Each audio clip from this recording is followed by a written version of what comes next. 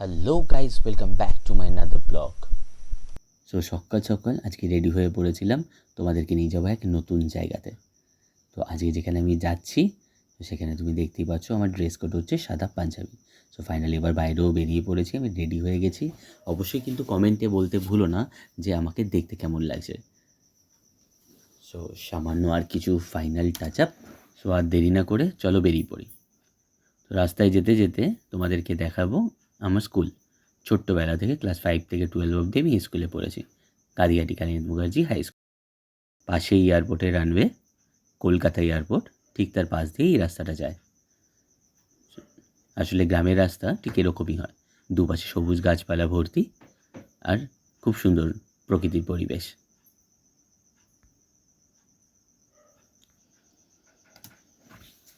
তো দেখতে দেখতে আমরা আস্তে আস্তে বেলঘড়িয়া এক্সপ্রেস ওয়েতে চলে আসলাম।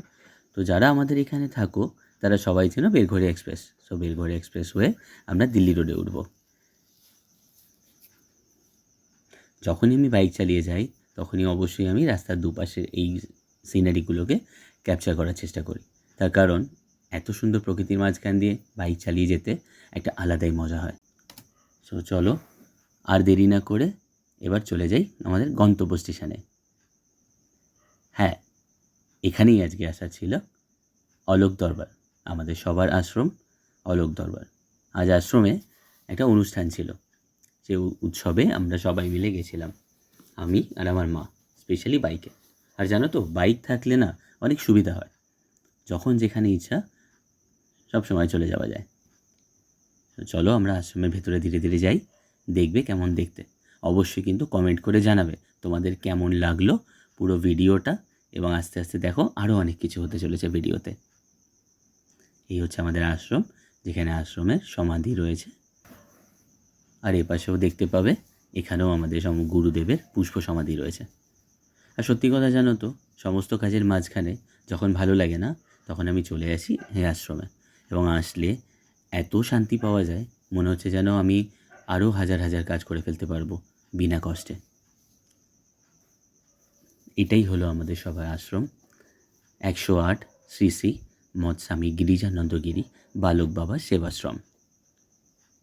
তোমাদেরও যদি এখানে আসার ইচ্ছে হয় অবশ্যই আমাকে কমেন্টে বলো, তোমাদেরকে আমি নিয়ে আসবো আমাদের আশ্রমে, তোমারও দেখবে খুব ভালো লাগবে।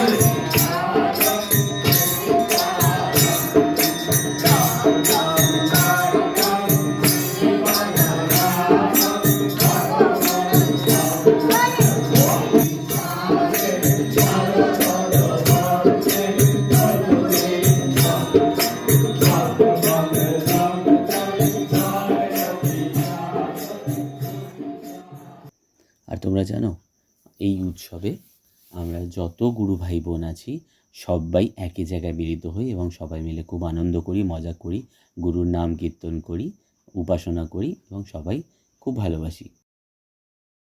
আর এই হচ্ছে আমার একটা ছোট্ট ভাইপো। চলো আমরা দুজন একসঙ্গে যাওয়া যাক যেখানে মহাভোগ রান্না হচ্ছে সেখানে। তো থ্যাংক ইউ সো মাচ সবাইকে আমার এই ছোট্ট ব্লগটা দেখার জন্য, এবং যদি ভিডিওটা ভালো লেগে থাকে লাইক কমেন্ট শেয়ার সাবস্ক্রাইব করে দাও, এবং অবশ্যই ওয়েট করো আমার পরবর্তী ব্লগের জন্য। So bye bye.